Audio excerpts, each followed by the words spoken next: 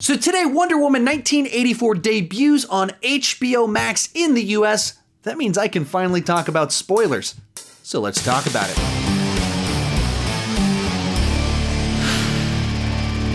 Hi, my name is Sean, and I love to talk about movies way too much. With that in mind, go ahead and join me down below in the comments section. What did you think about the film? And feel free to spoil away. The spoiler warning was in the title of this video, so no need for spoiler warnings in your comments. Let's dive into all of the details. And if you haven't watched the movie yet, you have been warned. If you're new to my spoiler warnings, they're intentionally a little bit more laid back as I just try and let all of my thoughts out about the film. Down below in the description, maybe on the timeline, I should have some time codes to skip around to specific subjects where you can find out my specific thoughts on that thing if you don't want to hear my thoughts on everything. With that said, let's get started. In general, one of the things I enjoyed about this film was the fun, corny vibe that it gave off.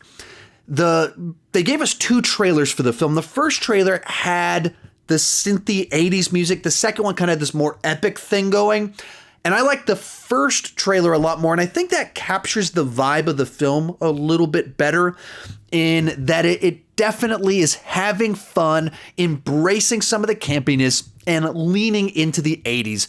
As soon as the movie kicks off, you have this heist taking place and Wonder Woman showing up to save the day. And everything about the aesthetic of that mall, the way the heist plays out, the way Wonder Woman takes the guys out, it's just a little bit corny. And I don't say that as a negative. I say that as a positive, that it's just having fun with this comic book character. 80s were just kind of an over-the-top sort of decade, and this leans into that.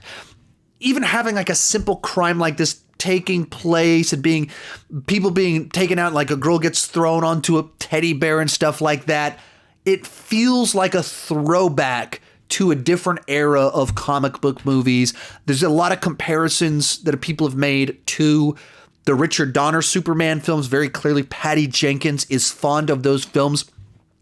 And you see a lot of that in here with the way that it presents situations, embraces some of the inherent silliness of a character that looks like this fighting crime at a mall.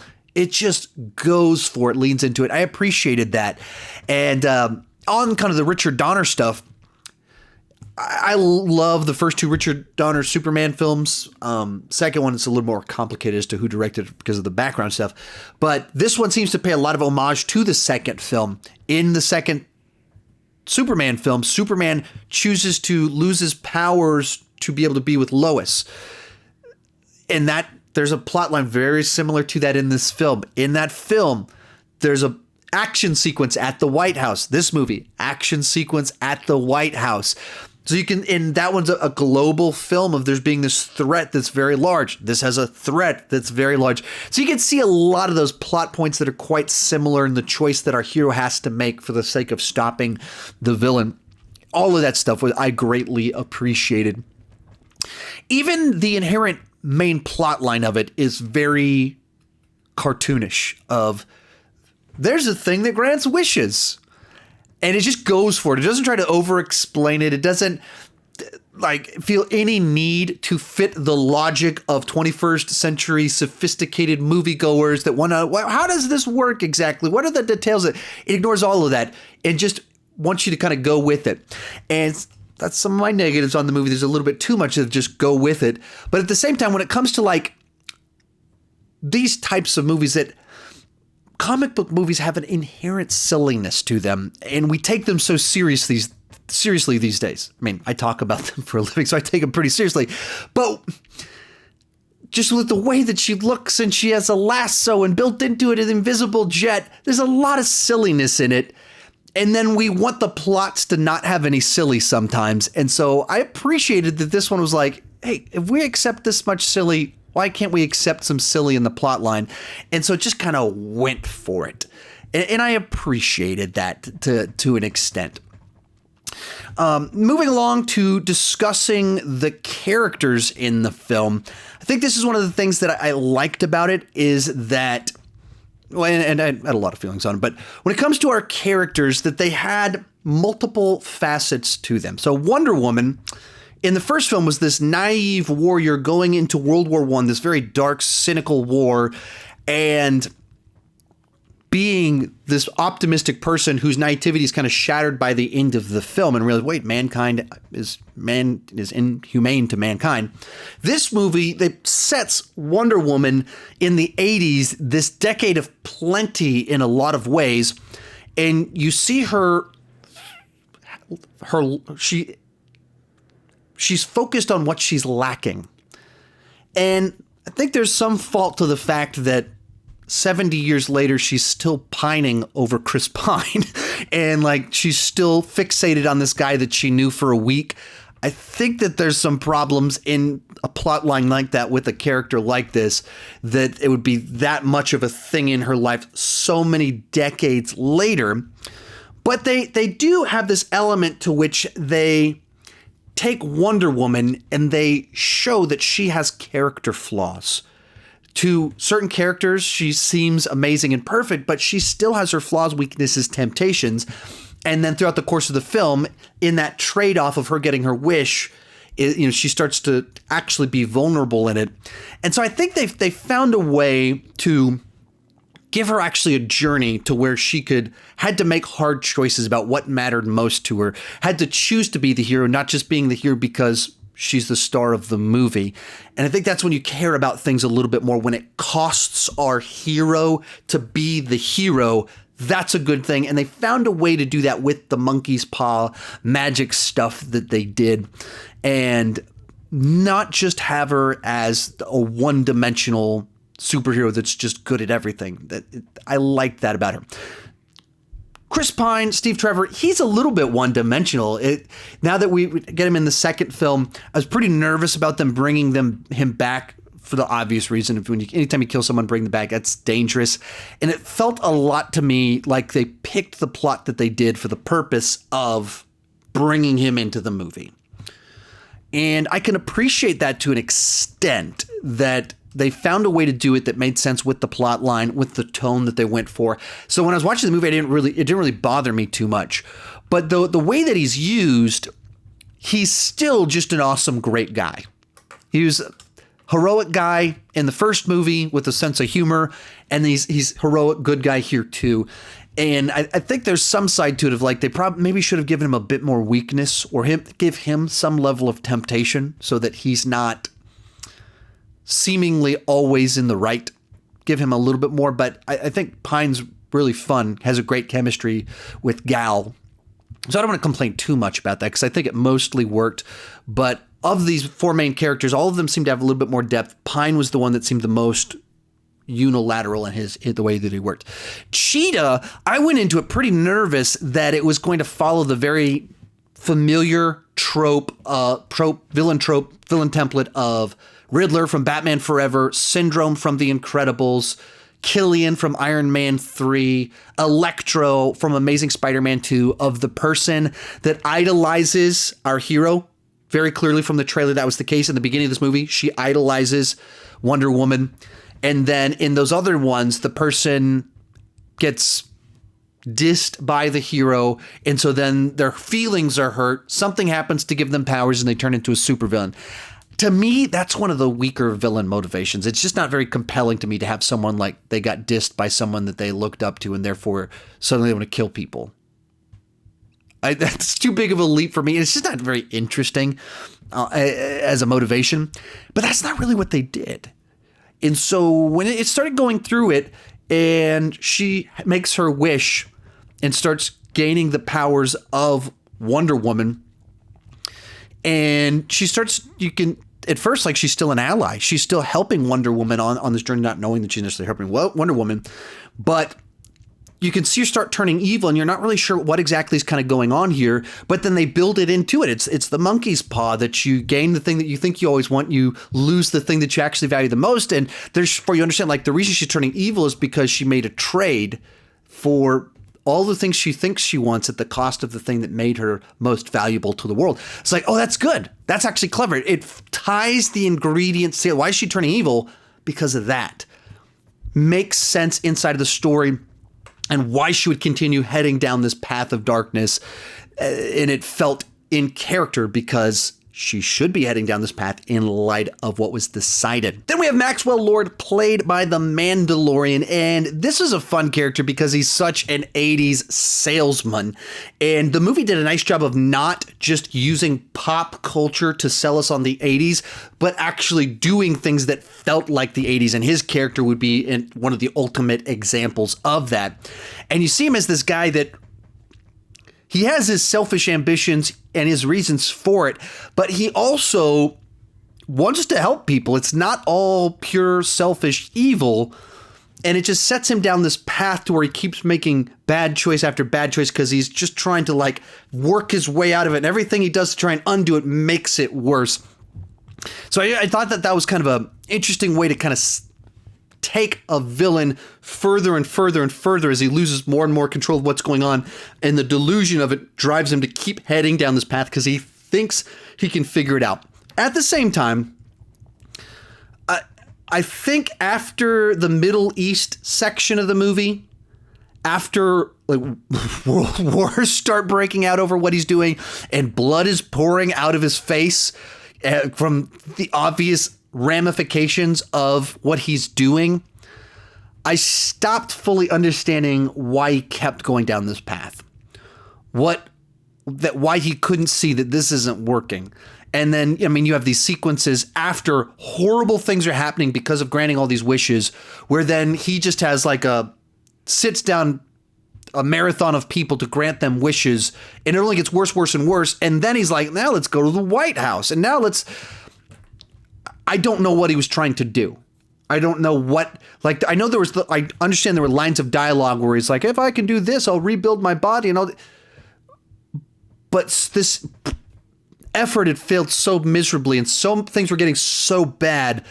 I don't understand what he thought was going to happen or what would be different if he kept going down this path. Whereas with Cheetah, it was built in much more obvious. Why did she keep heading down the villainous path so far? I didn't understand it quite so much with Maxwell Lord. And so that was a little bit frustrating to me with the way that one kind of played out. But in general, I like the way the characters are used to where each of them have something really good about them and they have some weakness, some vulnerability, some character flaw that when they're given the temptation of a wish, that's interesting. Like, how do people respond in these situations and what do they do with that information? And I thought that was kind of interesting to make it a bit more character based and have the choices that they make have very real implications for the next thing that happens. The action of the story and the main plot line ties so much to the subplot going along with each character and the character arc for each of the characters, just intertwined really nicely in a way that I appreciated. So where the movie lost me a little bit was in how ambitious it got, at least in its execution of its ambitions. I can appreciate a movie that wants to have big ideas that exploring about the choices that we will make and how the movie wanted to be hopeful and have this optimistic view of things, that so much of the film is looking around at how awesome things are, even in the little details of coffee. And so it has a lot of things that it's trying to say and tackle while being a big, silly comic book movie. So I appreciate that it's going for it, but the actual execution when it plays out, for me, left a lot to be desired in the specifics. In my main review, the example I gave was the one that you could see in the trailer, that at one point in time, Wonder Woman, Steve need to get to the other side of the planet. So they jump into a jet and Steve just hops in to an 80s jet and is just able to fly it. Even though he died during World War I, 70 years earlier, and a lot has happened in regards to technology in that time period. To the way, like, I mean, just wildly different technology for just the levers, to how they would function, and it just goes with it. You're supposed to just buy it and go with it. And that there's kind of the whole movie kind of had that vibe to it. Even, like, I appreciated that we had a very comic booky, silly device kind of driving things. I kind of like that. And then the flip side to it is that they just kind of throw a little bit of dialogue in there to be like, where Diana's like, which god created it though? And they do a little research. Oh, is this one? Oh, he's the one god of trickery. And it's destroyed this, and this. And you go, okay, well, so the movie has like 3 villains. One of them we don't address at all. One of them, he's just the guy in the background that created the thing that kind of set all this emotion that is left unresolved, just because we had to have some explanation for how this technology came into existence. But like it's so undefined as to how some of this stuff works. You just have to buy it. You just have to accept it to put all the pieces together. And especially as you start making your way into the big finale of the film, where Max uses this technology and he tricks someone into wishing that the technology would just work. So the way that they're able to have technology that doesn't seem like this technology would exist was to have someone wish that it would exist. Okay, magic's taking place. I guess that happens. So shake hand, magically it's happening. And then while he's in the beam broadcasting to everyone, she lassos him with the lasso of truth that sends out truth vibes out to everyone. Something like that, to where people see the truth or something. And it's just so much of a, okay, how are we we want it to be global and it's going out to everybody. So but I don't know what the logic to any of this is. Like, what's the converter for lasso of truth to magic to digital to not even digital, because this is pre-digital. It's like analog technology to analog to houses. You start going like, I don't even know what we're saying is taking place in the third act of this film, because it's kind of so weird what it's trying to do to be able to send out its message. And so I just felt like I had to like swallow too big of a pile of pills on some of this stuff to pull it all together, to have it make sense as to what's happening here. And then especially the one that's frustrating for me is I understand that the DCEU is trying to move away from a strict, firm continuity. They're not doing that anymore. They're letting the directors tell their own stories. This is a prequel to everything except the first Wonder Woman movie. And what this movie does in the third act, where we're in World War, everyone on planet Earth has had a wish granted, or like almost everyone on Earth has a wish granted. And then I'm supposed to accept that everyone just gave their wish back. Like that just so, and this is in the continuity of Man of Steel that all of that happened. This feels like such a earth-shattering event that everything would be different. That it doesn't make any sense that Clark Kent was growing up and Pa Kent was like, people won't be ready for you. They'll be weirded out by aliens. The magic wish-granting broadcast from Maxwell Lord, I mean, that's, we can accept magic, but aliens, that's just too far. There's just some stuff like that with how weird and big they went, it just doesn't make any sense that it's compatible with anything else inside of this universe. And they've said that that's what they're doing, but it doesn't change the fact that it's very frustrating for a movie to just kind of like abandon continuity like that. And I don't even, at the end of the movie, it felt like we needed to have some greater epilogue about the ramifications of all of this. Like we were on the verge of World War III, like everything was about to go. And then it's like, oh, well, they gave back their wishes. We're done. Okay, I know you wanted to be big. I know you wanted to be emotional, tackle themes and hopeful, but it didn't land for me. It didn't come together. Like it didn't feel like that was earned and made sense that we can just move on after all of that.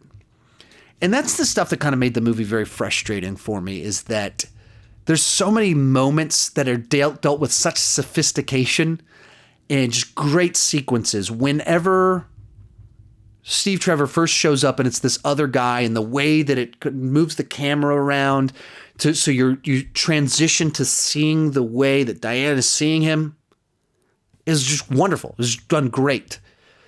And then you have like these big, gigantic plot points that just feel like, you just want me to buy that? You put so much thought into how are we going to introduce this character back into the world, and then you just want me to accept all this other stuff.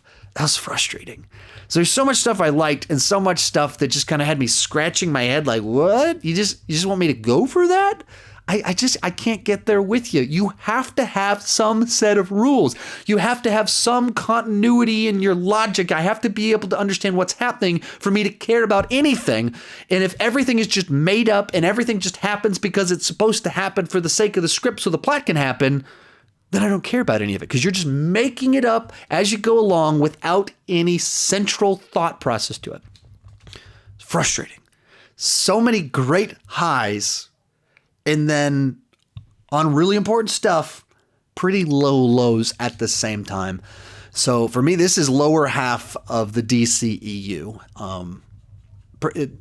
I had a lot of disappointments. I do think it's a good movie. It's a fun movie, but one that absolutely does not live up to its own ambitions. It is not as good as the first film. And it's also a very over bloated film at over 2 hours and 30 minutes. And like the first hour, once you get past that Themyscira sequence in the robbery, there's like an hour, no action, because we have to set up so many characters, so many motivations, move all these pieces along. And then finally, when things get going, it goes 0 to 100 real quick. I mean, it goes bananas. But just there's so much stuff going on, and it just goes on for too long. And I think you could have found a more efficient way to tell the story with better logic to it. And I think part of that is that, this movie was they had this movie, filmed this movie like over 2 years ago. Original plan to put it in theaters over a year ago. And I think it was some of those last remaining remnants of Warner Brothers trying to rush through things a little bit too much. And so the first one was a hit, and so they wanted a sequel as quick as they could. They wanted to strike while the iron was hot. And so they did too quick of a turnaround on the script part of it. And so they've had time to like do some reshoots over the last year and rework some stuff in post-production. So it's slick. Someone just slammed a door in my house and scared me a little bit. So it's slick, but the script isn't as fine-tuned as it could be. And so it's frustrating that I think if they'd given it 6 more months, like tightening this thing up, figuring out the logic a little bit better, I think it would have worked much better for me. So that's my take on it. In my original review, I think I gave it a B8 on the entertainment scale. And I think that 8 on the entertainment scale, I'll stick by that one. I really struggle with, maybe I should even go B- on the quality. I had a lot of problems with the logic of this film and some of the motivations as to why Lord kept heading down this path and how did it make any sense. It just required me to suspend too much disbelief and just accept too many things. I might be B-. It's a low B if that for what it is. So there you have it. That's my take on it. Let me know what you thought down below in the comments section. Feel free to spoil away. Of course, I've spoiled so much. If I'm at this point in time, I probably didn't need to tell you could spoil away. Thank you so much for watching. Merry Christmas, and keep talking movies too much.